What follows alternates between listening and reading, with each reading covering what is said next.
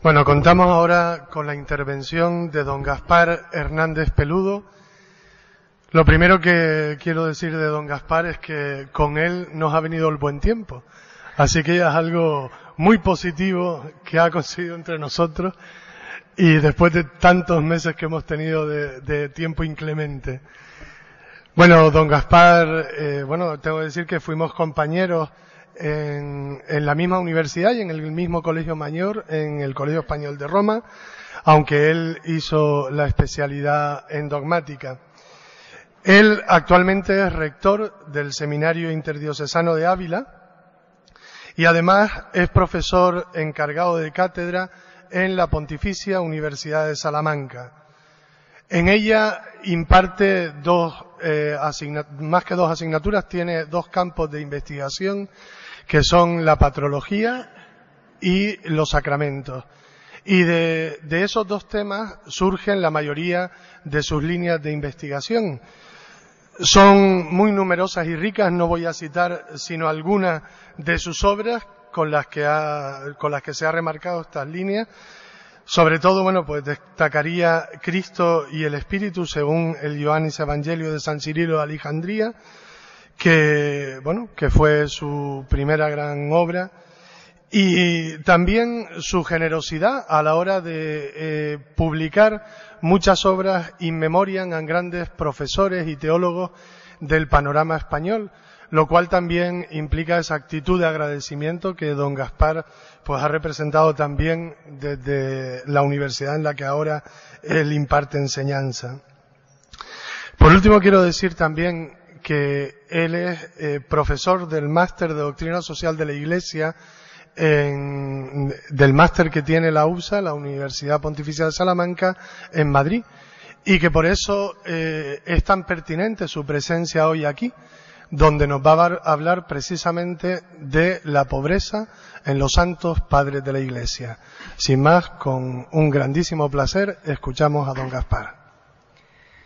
Buenas tardes a todos y muchísimas gracias a don Juan Jesús por esta amigable presentación que, como siempre, lo que nace de la amistad es excesivo, pero se agradece también.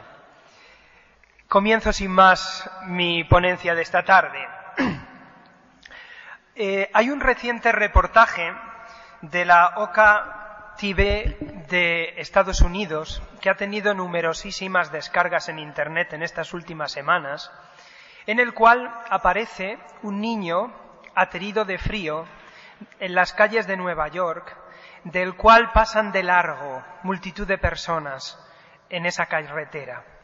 Solo después de 2 horas, un pobre mendigo que está pidiendo enfrente de él se levanta, le da su manto, su abrigo, le da un abrazo y colabora económicamente para ayudarle. Es la versión moderna de la parábola del buen samaritano, en la cual la pregunta central es ¿quién es mi prójimo? En el fondo, ¿quién es el auténticamente pobre? Una parábola que han comentado frecuentísimamente los padres de la Iglesia, y a ellos es a los que vamos a dedicar esta ponencia.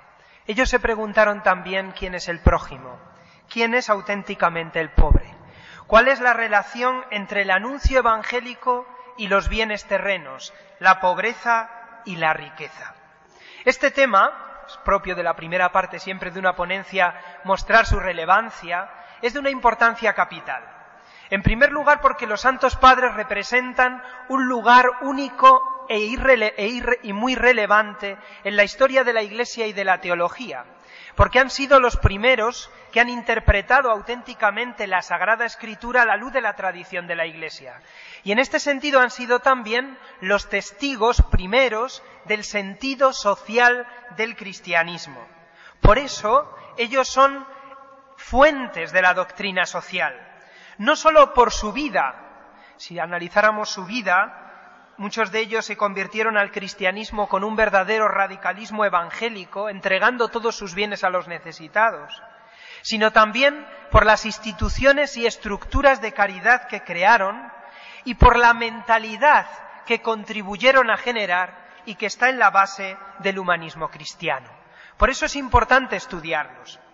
Pero por otra parte, el tema de los pobres en los padres de la Iglesia tiene una importancia central porque, si atendemos a los historiadores del cristianismo primitivo, una de las razones del éxito del cristianismo en el mundo antiguo fue precisamente esto: la predicación del amor universal de Dios por todos, especialmente por los últimos, los pobres, los esclavos, los abandonados, como pondrán de manifiesto los apologetas cristianos.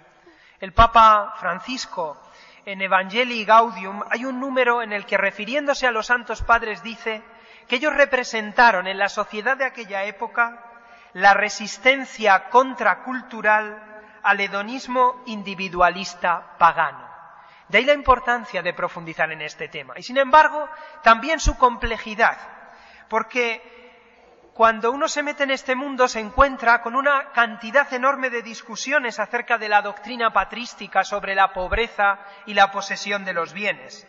Algunos dicen su doctrina se redujo solo a la riqueza y a los bienes materiales y a su renuncia. ¿Redujeron la comunicación de los bienes solo a la limosna? ¿Fueron poco reformadoras de las estructuras? Algunos dicen, como tuvieron que expresar esta doctrina en el vocabulario helenístico de la filosofía del momento, ¿acaso también en ellos se dio una helenización de lo genuino del cristianismo en lo social?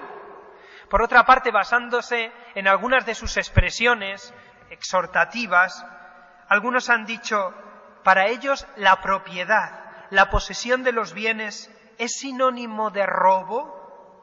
¿Podrían ser el anticipo del comunismo en un sentido o para otros del liberalismo económico-social en otro? Todas estas preguntas y otras muchas más se han planteado a los textos patrísticos. Vamos a intentar dar una respuesta. En el segundo punto de la ponencia he puesto brevísimamente, porque me interesa desarrollar el tercero, algunas formas de aproximación al problema. ¿Cómo enfocaron los padres el tema de la pobreza y la posesión de los bienes? Para entender esto, es importante en primer lugar atender al contexto socioeconómico que les tocó vivir. Es una etapa muy amplia, pero a rasgos generales podemos decir que el cristianismo primitivo se desarrolla en un momento en el que se da una crisis profunda del Imperio Romano, no solo en el campo económico, sino también en el campo social y moral. Una crisis que tiene como reflejo en la sociedad la inexistencia, no como en el momento actual, de clases medias, y por tanto, al inexistir estas clases medias, se da un contraste aún mayor entre la masa de los pobres, esclavos, trabajadores, esas clases sociales más bajas que ha enumerado el profesor Sicre, y los más ricos de la sociedad. Por otra parte, cuando el imperio se convierta al cristianismo, este sea la religión oficial del imperio, ese contraste entre el reducido grupo de ricos y por otra parte los más pobres se va a acentuar dentro de la propia comunidad cristiana.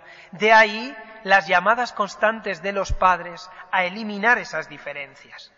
A esto se añade que en el contexto de una sociedad cristiana, a partir del siglo IV, muchos de los padres de la Iglesia no solo tuvieron que ocuparse del pastoreo de su grey, sino también adquirieron responsabilidades civiles, socioeconómicas, dentro de sus propias ciudades y núcleos de población, lo que hará el problema más complejo.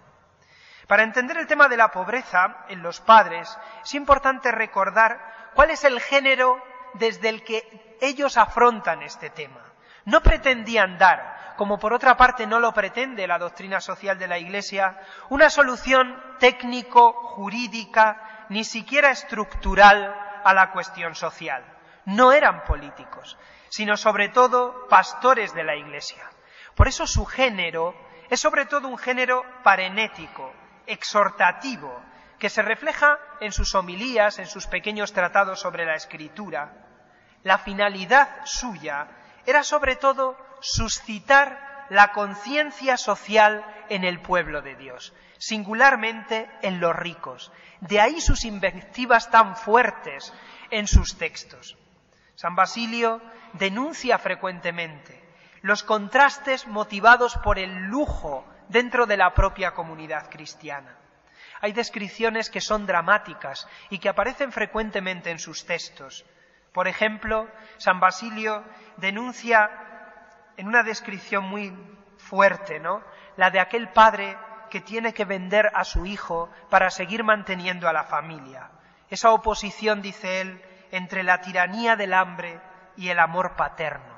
O cómo describe de forma tan dramática también San Gregorio Nacianceno la situación de los leprosos, desfigurados hasta casi no parecer hombres en esa sociedad del momento. Es denunciar esta falta de conciencia social, con este lenguaje parenético y exhortativo, lo propio de la mayoría de los textos de los padres. Posibles métodos que tendríamos para acercarnos a este tema. Hay muchas formas de acercarnos al tema. Podría haber 4, se me ocurren, querría proponer. Una primera sería la vía de los testigos. Sabríamos qué dicen de la pobreza los padres si leyéramos sus biografías. 3 en concreto serían bien interesantes. La biografía de San Cipriano de Cartago, cuya conversión al cristianismo supuso la venta de todos sus bienes en favor de los más necesitados, y que luego tuvo que afrontar, a lo largo de su episcopado en Cartago, verdaderas crisis sociales, entre ellas la peste de la ciudad. O, por ejemplo, la vida de San Antonio, escrita por San Atanasio, en la que se muestra al iniciador del movimiento monástico y cómo, escuchando precisamente uno de los textos centrales acerca de la pobreza comentados por los padres, el texto del joven rico, cómo escuchando ese texto, él se convirtió radicalmente, vendió todo, inició el movimiento monástico. O la vida de San Martín de Sulpicio Severo, como uno de los grandes paradigmas que influirán en la Edad Media en lo que significa la solidaridad con los más necesitados. La vía de los testigos, de las biografías. Podríamos seguir también la vía de los relatos bíblicos, seleccionar algunos pasajes bíblicos de especial relevancia que han comentado los padres e ir viendo cuáles han sido los acentos que han ido poniendo. Una gran patróloga italiana, Maria Grazia Mara, escribió hace 15 años un libro, Riqueza e Povertà nel Cristianesimo Antico, riqueza y pobreza en el mundo antiguo, donde presentaba este tema, haciendo el análisis de los 2 grandes textos que los padres usan para hablar de la pobreza. La parábola del rico necio, en Lucas capítulo 12, y por otra parte el texto del joven rico. Podríamos añadir otros. Un cuarto camino sería la vía analítica o diacrónica. Sería seguir los distintos padres y escuelas de la patrística, viendo qué van diciendo sobre la pobreza, la riqueza, e ir viendo su desarrollo y matices. Claro, si hacemos esto nos estaríamos hasta dentro de varias semanas. Yo encantado, pero no tenemos ese tiempo. Y finalmente quedaría una vía sintética, sincrónica, viendo aquellos grandes esbozos de la teología de la pobreza que podríamos hacer a la luz de la lectura de los padres. Yo voy a intentar juntar estas 2 últimas. Y antes de comenzar a hacer unos trazos, como un pintor, de la doctrina patrística sobre la pobreza, sí que me atrevería a recomendar al auditorio 6 textos de padres cuya lectura puede ayudarnos a profundizar en el tema. Yo estoy convencido que la lectura directa de los padres de la Iglesia es la que engancha y la que nos ayuda a entrar en ellos una vez que uno ha vencido la barrera del lenguaje. 6 textos que pongo ahí en el esquema y de los que digo brevísimamente una idea y entramos en los trazos. Yo recomendaría el de Clemente de Alejandría, titulado «Qué rico se salva». Es un padre del siglo III. El texto es un comentario seguido, el primero que tenemos, al joven rico del Evangelio. El tema de fondo es el sentido de la propiedad en el cristianismo. Clemente escribe frente a 2 tendencias existentes en Alejandría. Por un lado, la existencia de los grupos más radicales, gnósticos, que consideraban que la riqueza era de por sí un mal, porque era un bien creado. Y por otra parte, la tendencia al lujo de muchos de los cristianos que vivían en aquella ciudad portuaria y comercial. Frente a eso, escribe Clemente esta obra. En segundo lugar, Cipriano de Cartago, sobre las buenas obras y la limosna. Este padre de la Iglesia africana escribió esta obrita que ha sido de las más leídas en la tradición cristiana y cuyo tema de fondo, como dice el título, es el sentido de la limosna y una exhortación a su práctica. En tercer lugar, la obra de Basilio Magno, concretamente una homilía, Destruiré los graneros, la homilía sexta. Es el comentario seguido a la parábola del rico necio. El acento fundamental de esta obra es la importancia de la comunicación social como criterio de la posesión de los bienes. En el cuarto tenemos a Gregorio Nacianceno, íntimo amigo de Basilio Magno y uno de los grandes padres capadocios. Yo recomiendo el discurso 14 sobre el amor a los pobres. El punto de partida de esta obra es la situación de los leprosos en la ciudad de Constantinopla. El tema central es la llamada a la compasión y a la humanidad como el fundamento de la auténtica comunicación de los bienes en el cristianismo. Es interesante el estudio que él hace del sentido de la humanidad. Quinto, Juan Crisóstomo, que alguno lo ha llamado el gran defensor de los pobres entre los padres antiguos, tendría muchísimas obras. Me permito ahí citar algunas que son relevantes para este tema. Homilías sobre las estatuas, los comentarios a Mateo, a 1 Corintios, a 1 Timoteo y a Hebreos.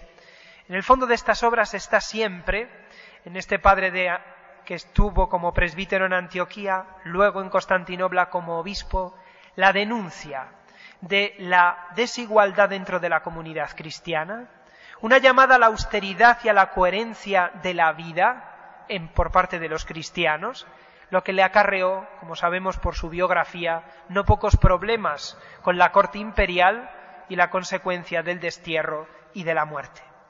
Y finalmente, Ambrosio de Milán, padre occidental, este pequeño texto sobre Nabot el Yezreelita. El tema de fondo es la avaricia y la victoria sobre ella desde la clave cristiana. Bueno, estas serían las obras que yo les invitaría a leer. Son breves, se puede profundizar en ellas, un poquito de tiempo, y nos acercaríamos al tema de la pobreza.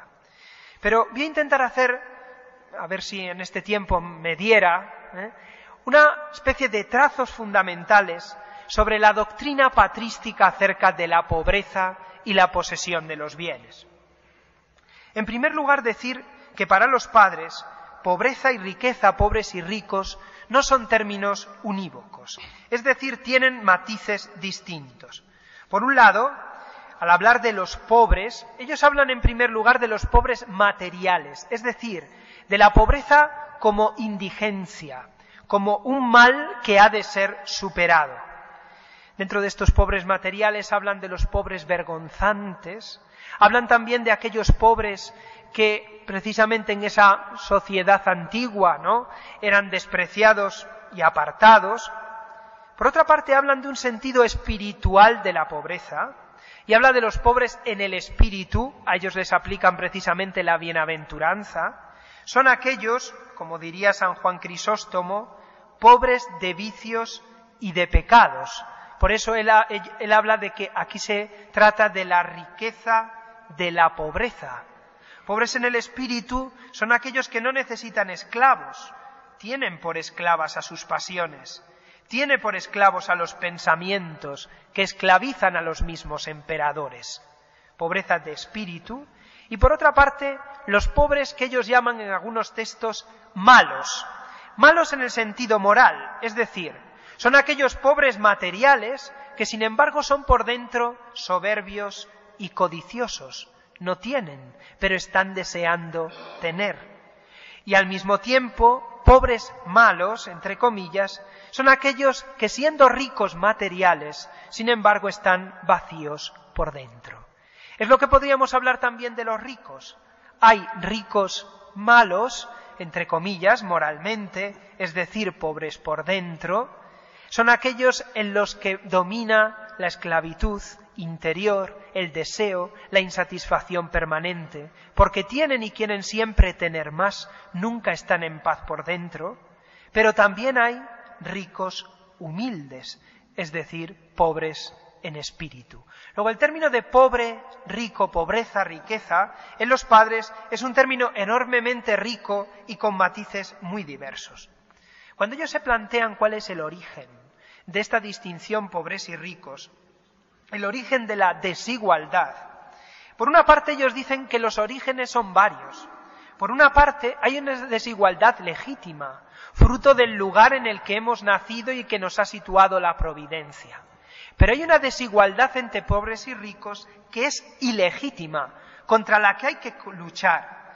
Es aquella que nace del robo y de la violencia, de la injusticia y de la avaricia. Por eso, cuando el libro del Sirácida dice que riqueza y pobreza vienen del Señor, ellos comentan: no toda riqueza ni toda pobreza vienen del Señor. Algunas proceden del pecado. Hay pobrezas que proceden de la avaricia y hay riquezas que también. Ahora, independientemente de su origen, ellos enfocan las desigualdades entre pobres y ricos dentro de la sociedad en una clave de providencia. No seamos curiosos preguntando el porqué de esa distinción. Los juicios de Dios son insondables. Deja a un lado la causa, dice San Agustín, más bien aprovecha la situación. En el libro de los Proverbios, capítulo 22:2, dice: el rico y el pobre se encuentran, pero los hizo a ambos el Señor. Se encuentran en el camino de la vida.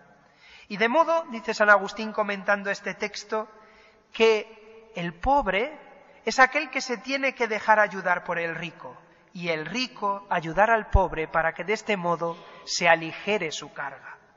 En el Sermón 7 dice Agustín, en una expresión muy hermosa: ¿acaso replicas, yo soy rico, él es pobre? ¿Camináis juntamente, sí o no? ¿Qué significa lo que dices, yo soy rico, él es pobre, sino que tú vas cargado y él sin cargar? Yo rico, él pobre. Recuerdas tu carga, alabas tu peso. Cargado y atado como estás, ¿por qué te engríes? ¿Por qué te alabas? Desata las cadenas que te apresan, disminuye tu carga, da a tu compañero, le ayudas a él y a ti te alivias. Mientras tú te glorías de tu carga, Cristo pide y no recibe. En este sentido, en la importancia de la providencia del uno para con el otro, del pobre para con el rico, enfocan los padres muchas veces varios textos. Ya desde el pastor de Hermas hablaba de cómo el pobre es como el olmo en el que la vid del rico tiene que sustentarse porque si no se caen. Y San León Magno decía también que hay conveniencia en ambos, pues el pobre sirve para que el rico ejerza la liberalidad y la solidaridad, mientras el pobre puede ejercer en su situación la paciencia y el agradecimiento. Ahora bien, ¿cuál es la naturaleza de los bienes, de las riquezas? ¿Qué dicen los padres de esto? En primer lugar, ellos tienen que insistir en que las riquezas naturalmente son un bien, frente a las tradiciones gnósticas y a los movimientos maniqueos del cristianismo antiguo. Son un bien, porque ha sido creado por Dios. Todo es bueno. Ahora bien, si naturalmente son un bien, moralmente son indiferentes. No son moralmente ni buenas ni malas, sino indiferentes. ¿De qué? Dependiendo del uso que hagamos de ellas. Las riquezas son externas al hombre, dicen los padres, porque no nacemos con ellas ni nos vamos a ir con ellas. Son, por otra parte, fluidas, nos son ajenas, porque al final no las llevamos con nosotros. Al mismo tiempo, el carácter central de ellas es ser instrumento. Su bondad o maldad moral depende del uso que nosotros hagamos de ellas.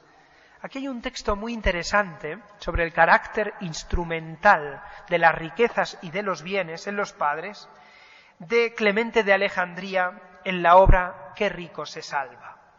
Dice Clemente: no deben consiguientemente rechazarse las riquezas que pueden ser de provecho a nuestros prójimos. Se llaman efectivamente posesiones porque se poseen. Y bienes, en griego geremata, de utilidad, porque con ellas pueden hacerse bien para utilidad de los hombres. Son cosas que están ahí y se destinan como materia e instrumento para un uso bueno en manos de quienes saben lo que es un instrumento. Si del instrumento se usa con arte, es artificioso. Si el que lo maneja carece de arte, la torpeza pasa al instrumento, si bien éste no tiene la culpa. Instrumento, así, es también la riqueza. Si de ella se usa justamente, se pone al servicio de la justicia. Si de ella se hace uso injusto, se la pone al servicio de la injusticia. Por su naturaleza está destinada a servir, no a mandar. No hay pues que acusarla de lo que de suyo no tiene. Al no ser ni buena ni mala, la riqueza no tiene culpa. A quien hay que acusar es al que tiene la facultad de usar bien o mal de ella, por la elección que de sí ante sí hace. Y esto compete al hombre. De suerte que lo que hay que destruir no son las riquezas, sino las pasiones del alma que no permiten hacer el mejor uso de ellas. Las riquezas son instrumentales.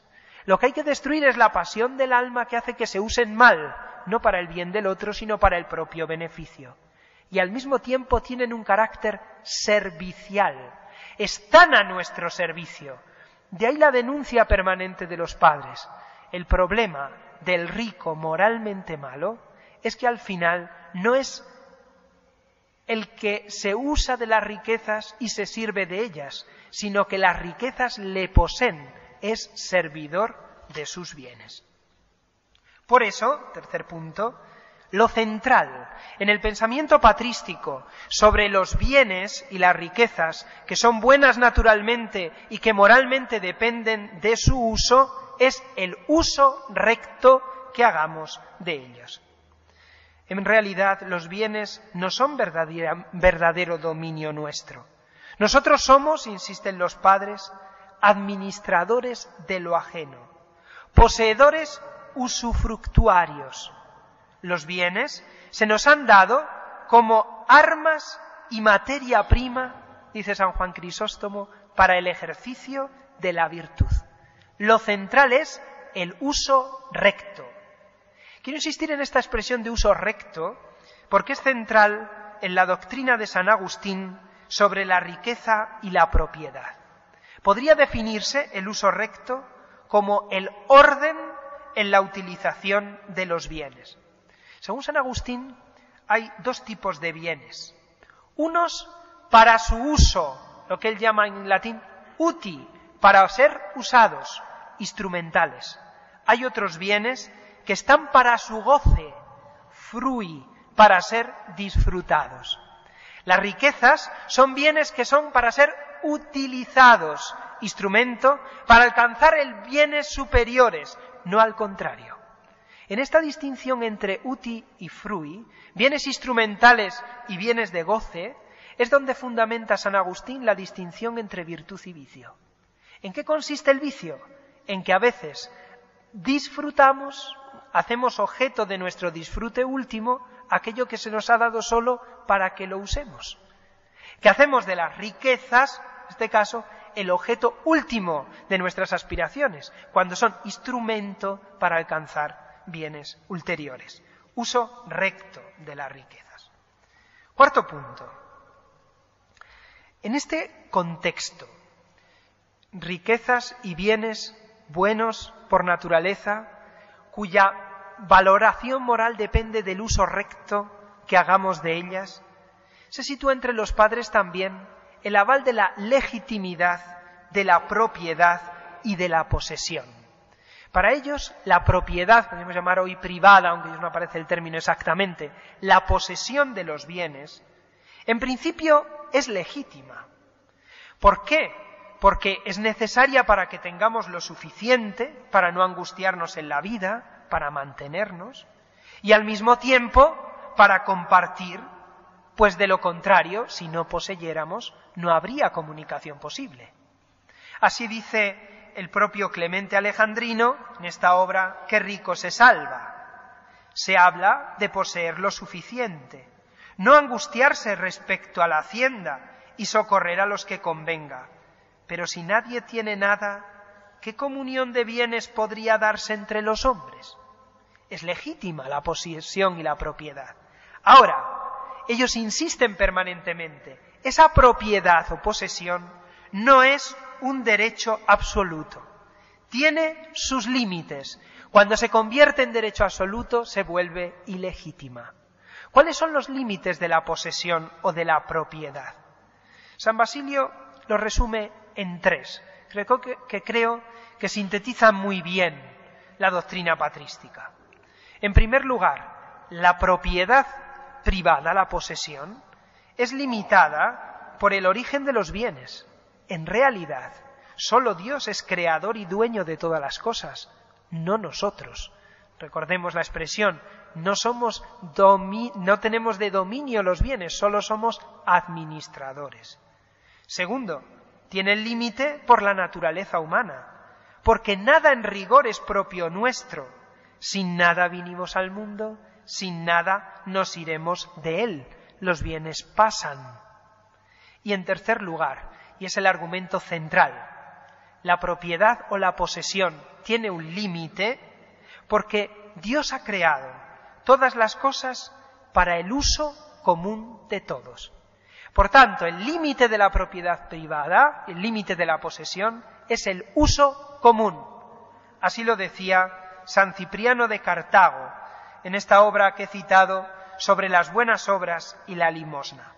Voy a leer el párrafo, que es tan bonito, y así escuchamos algún texto de los padres. Esto es hacerse verdaderos hijos espirituales de Dios. Esto es imitar según la ley del cielo la justicia de Dios Padre. Pues todo lo que pertenece a Dios es para nuestro uso común, y nadie es excluido de sus beneficios y dones, ya que todo el género humano disfruta igualmente de la bondad y largueza divinas. Del mismo modo ilumina para todos el día, el sol lanza sus rayos, las lluvias riegan, el viento sopla. Cualquier propietario que según este ejemplo de equidad parte sus rentas y frutos con sus hermanos, en tanto que se muestre justo y caritativo en sus donaciones gratuitas, es imitador de Dios. El límite de la posesión es precisamente el destino común, el uso común de los bienes. Y por eso pasamos al siguiente punto, que es el central en la doctrina patrística sobre la pobreza y el sentido recto del uso de la riqueza, la comunicación de los bienes y su función social. ¿Cuál es el fundamento por el que el cristiano ha de comunicar sus bienes? Hay un triple fundamento teológico. En primer lugar, porque Dios es creador y padre de todas las cosas. El Dios creador y padre es en sí mismo comunicación de personas. Los padres capadocios, que han profundizado muchísimo en el dogma de la Santísima Trinidad, han visto precisamente que el rasgo central de Dios es la comunicación. Un Dios que es comunicación de personas ya en sí mismo, crea al mundo no porque lo necesite, dice San Ireneo, no por indigencia, sino para comunicarse. El Dios es creador y padre porque es comunicación de personas. La paternidad universal de Dios, sobre todo, es la que funda la fraternidad universal de todos los hombres, que lleva a su cumplimiento Jesucristo. Y es esta, la fraternidad universal, el fundamento de la igualdad. He aquí la conexión. El Dios Padre, creador de todos, es el fundamento de la fraternidad universal entre los hombres y de su igualdad fundamental. De ahí que cuando comuniquemos los bienes, lo que estamos haciendo es imitando a Dios en el rasgo más propio suyo, que es la comunicación. Segundo principio o fundamento de la comunicación de bienes, la naturaleza social del hombre. El hombre es social por naturaleza. Ahora, la socialidad del hombre, como ha recordado San Basilio Magno, no es sólo por indigencia como decían algunos filósofos antiguos. Yo soy social porque necesito del otro, yo soy insuficiente. Sino que la socialidad en el cristianismo no solo nace de la indigencia, sino de la perfección humana. Es decir, yo soy social porque estoy hecho para darme, a imagen de un Dios que es donación. Y en tercer lugar, el fundamento de la comunicación de bienes es la naturaleza esencialmente difusiva del bien. Claro, si las riquezas, si las cosas creadas son un bien, están llamados a comunicarse. Un bien que no se comparta contradice lo que es en sí mismo. Por eso San Basilio Magno usaba, para hablar de la difusión del bien, la imagen de los pozos, y en contraste con el agua que corre. El agua corrompida, así el bien que almacenamos para nosotros mismos, como el de los pozos, se pudre. El que corre se sanea y es fuente de vida para otros. Voy a leer el texto de esa homilía que he recomendado. Si de los pozos se saca toda el agua, sale luego más abundante y limpia. Mas si se abandonan, se corrompen. Así, la riqueza estancada resulta inútil, mas si se mueve y pasa de mano en mano, es bien y fruto común. Faltan 5 minutos. Señor, 5 minutos. ¿Qué hago yo? Pues vamos a resumir. Resume con calma. En el texto que recibirán publicado, cuando lo hagamos la publicación, está desarrollado esto con todo lujo de detalles. Yo voy a resumir el esquema y voy a leer las conclusiones, que es lo más importante a lo que llegamos. Estábamos diciendo que la comunicación de bienes, doctrina central de la doctrina patrística sobre la pobreza, tiene esos fundamentos, que ha de motivar, es el segundo punto que quería subrayar, la compasión y la humanidad.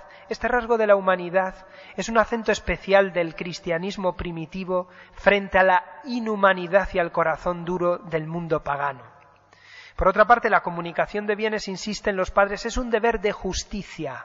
No solo es expresión de caridad suprema, sino también deber de justicia. Aquí hacen una nueva lectura del concepto de justicia. No se trata de dar a cada uno lo suyo solo, sino si lo suyo es lo que Dios ha dado para uso común, entonces justicia también significa compartir. La perfección de la caridad, indico en el esquema, es sobre todo la limosna, pero no una limosna, como decía el profesor Sicre, entendida solo como pura ayuda desde arriba, sino una limosna en el contexto de la comunicación de los bienes y de la entrega total de la persona. Esto se desarrolla muy bien en la obra de Cipriano de Cartago.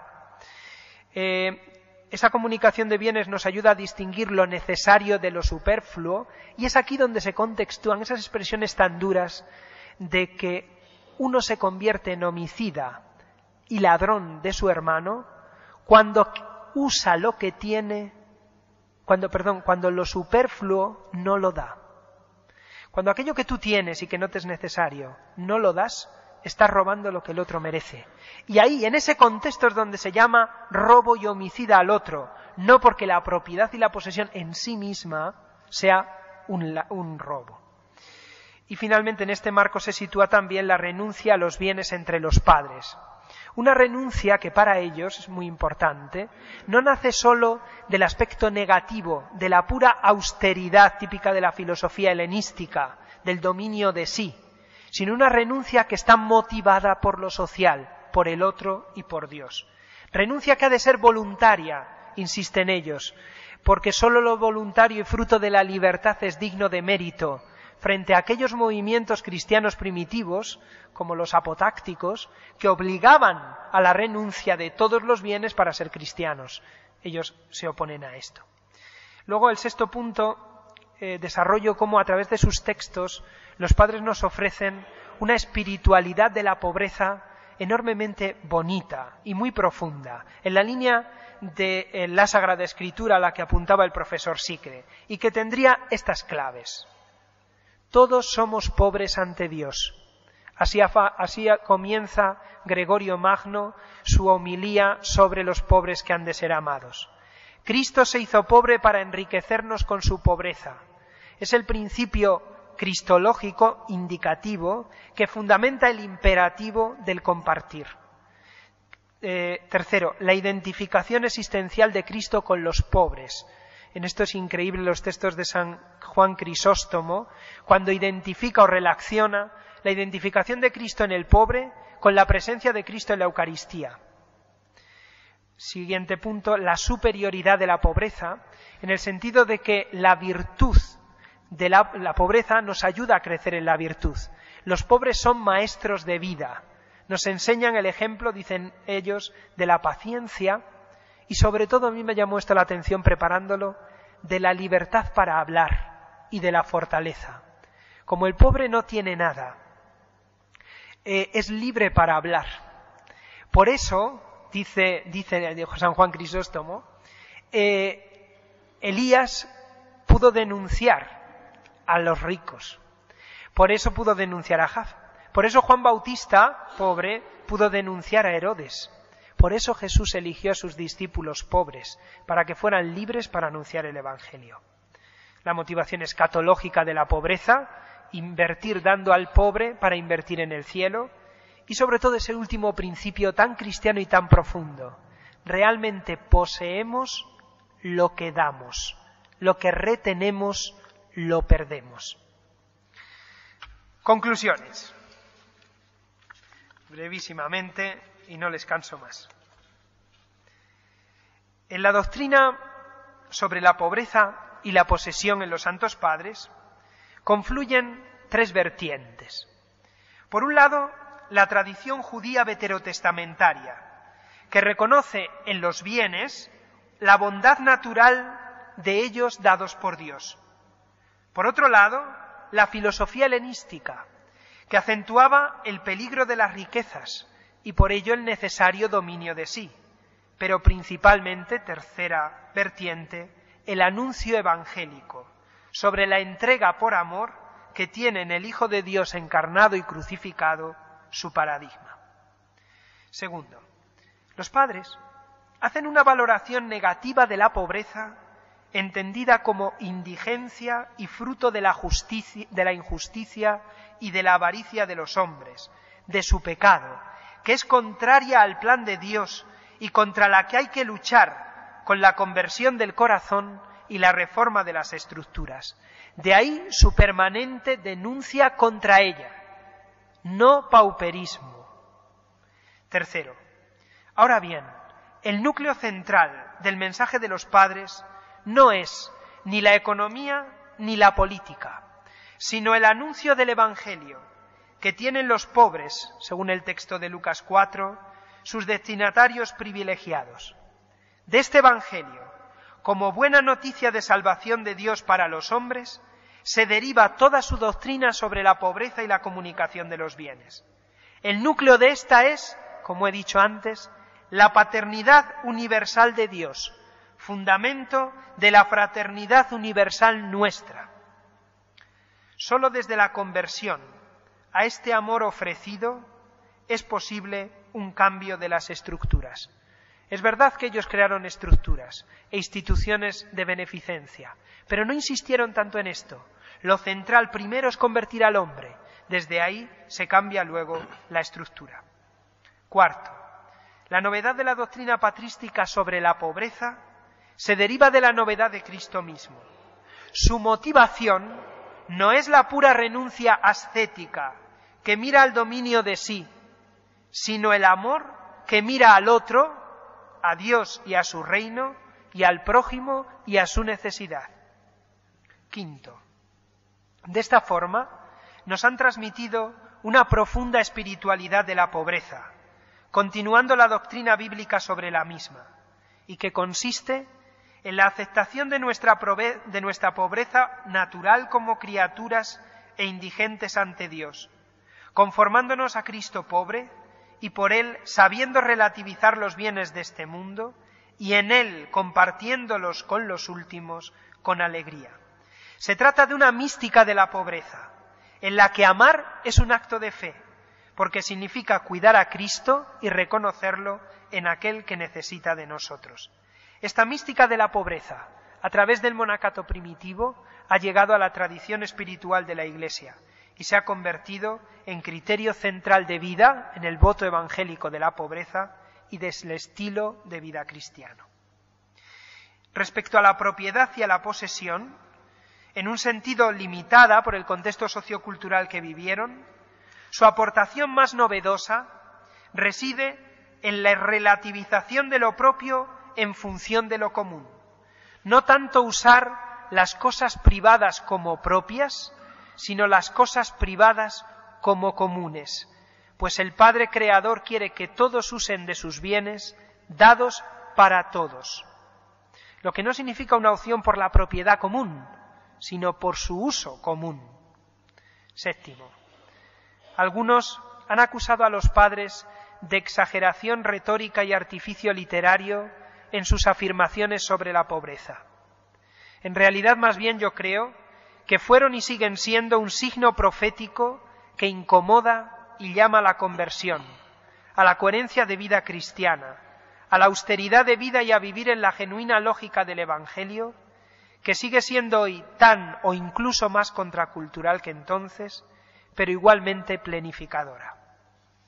Y concluyo. En el pórtico occidental de la Basílica Románica de San Vicente de mi ciudad de Ávila hay una iconografía preciosa. En su tímpano, en vez del Pantocrátor juez habitual en este estilo, se representa en dos escenas la parábola del rico Epulón y del pobre Lázaro. Este detalle tiene una honda significación que resume muy bien todo lo que he querido transmitir sobre la pobreza en los Santos Padres. El criterio del juicio del Salvador y por tanto decisivo de nuestra vida será el amor hecho carne en la persona de los pobres y de los que sufren, de aquellos que están a la puerta pidiendo, como decía San Juan Crisóstomo, y a través de los cuales entramos en el templo de Dios. Pasar por este umbral del amor efectivo, nos dice esa puerta, nos da acceso a Dios, al templo, nos diviniza y nos hace en el fondo imitadores de Dios, cuya virtud más excelente es la misericordia. Así lo decía uno de los autores cristianos primitivos de forma excelente, y con esta cita termino.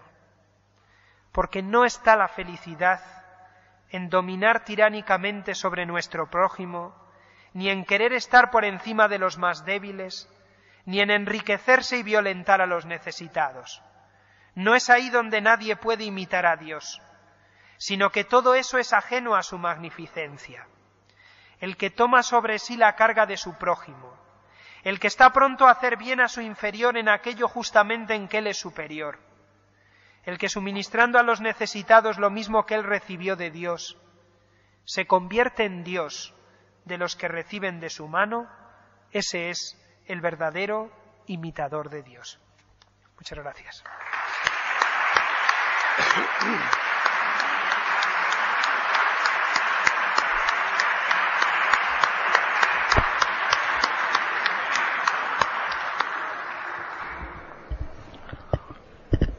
Si alguna persona quiere ofrecer alguna cuestión al ponente, tenemos un tiempito mínimo para poder tener este diálogo.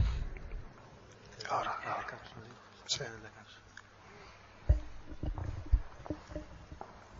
Disculpen la prisa, pero en el texto algunas cosas las tendrán más desarrolladas, por si acaso. Una pregunta, no sé. Sí, muchas gracias por su ponencia.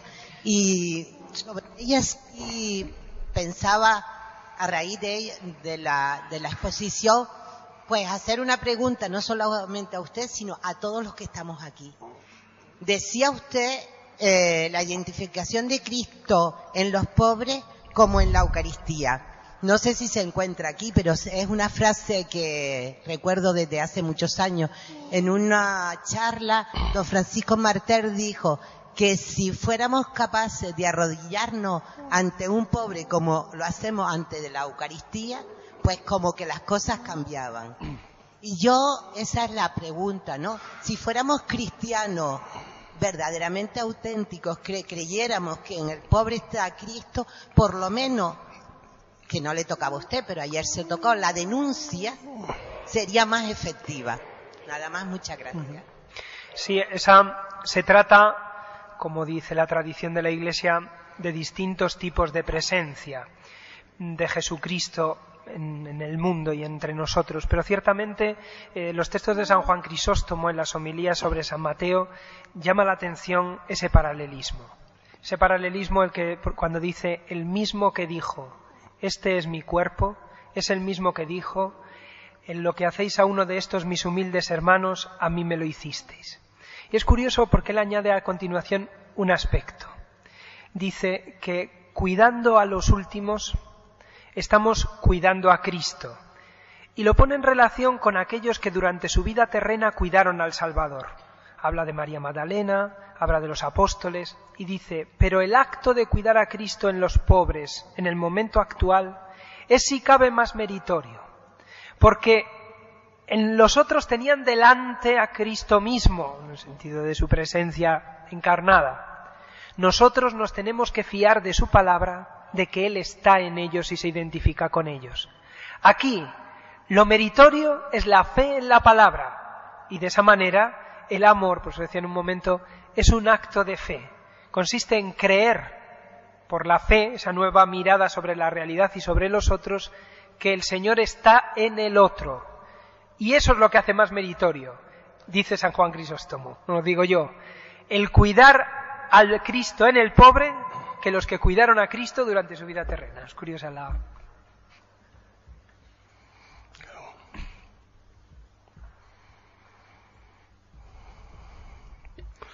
Bueno, pues muchísimas gracias, don Gaspar, por tu magnífica intervención.